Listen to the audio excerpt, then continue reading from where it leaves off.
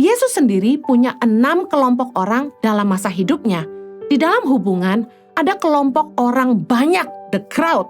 Dalam Yohanes 6 ayat kedua dikatakan, orang banyak berbondong-bondong mengikuti dia karena mereka melihat mujizat-mujizat penyembuhan yang diadakannya terhadap orang-orang sakit. Kemanapun Yesus pergi, selalu ada the crowd, kelompok orang banyak yang mengikuti Yesus untuk mendengarkan pengajarannya, untuk disembuhkan oleh Yesus, untuk mengalami mujizatnya, atau hanya ingin sekedar melihat kesembuhan dan mujizat-mujizat yang Yesus lakukan. Ada the crowd, orang-orang yang cukup jauh tapi mereka sangat dekat dengan Yesus, tapi Yesus tidak terlalu mengenal mereka secara individu. Ada lagi 500 pengikut Yesus dalam 1 Korintus 15 ayat yang ke-6, dalam Alkitab Bahasa Indonesia sehari-hari dikatakan gini, setelah itu, ia menunjukkan diri pula kepada lebih dari 500 pengikutnya sekaligus.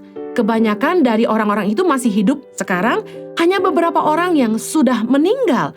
Ada lagi 70 murid Yesus, Lukas 10 ayat 1. Kemudian daripada itu Tuhan menunjuk 70 murid yang lain, lalu mengutus mereka berdua-dua mendahuluinya ke setiap kota dan tempat yang hendak dikunjunginya. Nah, ada lagi yang lebih intim, 12 murid Yesus. Lukas 6 ayat 13. Ketika hari siang ia memanggil murid-muridnya kepadanya, lalu memilih dari antara mereka 12 orang yang disebutnya rasul. Inilah 12 murid Yesus yang sangat terkenal. Kemudian dari 12 murid lagi ada hubungan batasan yang lebih intim lagi dengan Yesus, yaitu 3 murid terdekat Yesus, yaitu Petrus, Yakobus, dan Yohanes. Ada di 3 ayat yang akan saya bacakan, di mana di Taman Getsemani, di dalam Markus 14 ayat 32-33, Yesus hanya membawa Petrus, Yakobus, dan Yohanes ke Taman Getsemani ketika dia mau berdoa.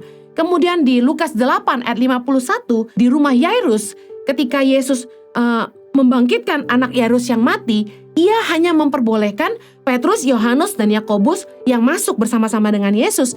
Kemudian di Lukas 9 ayat 28-30, ketika Yesus dimuliakan di atas gunung, Yesus hanya membawa Petrus, Yohanes, Yakobus untuk naik ke atas gunung dan berdoa.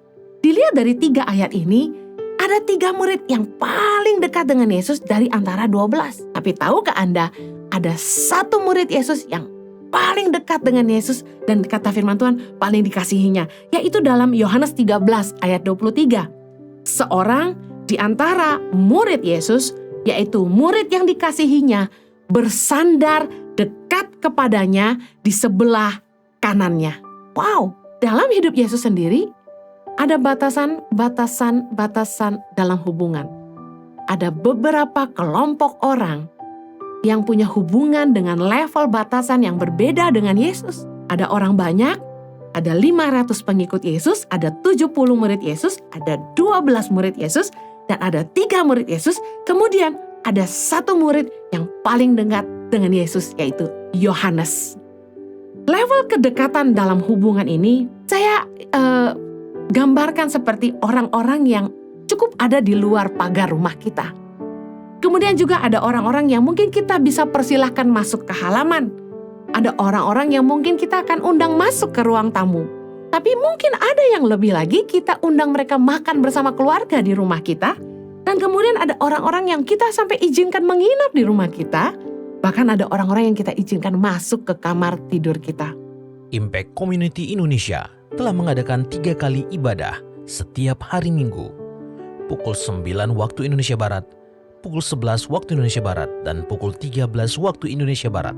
Ketiga ibadah disertai ibadah anak dan remaja yang dilanjutkan dengan ibadah Impact Youth setiap minggu pukul 15 waktu Indonesia Barat di MOI, Mall of Indonesia Kelapa Gading lantai P3,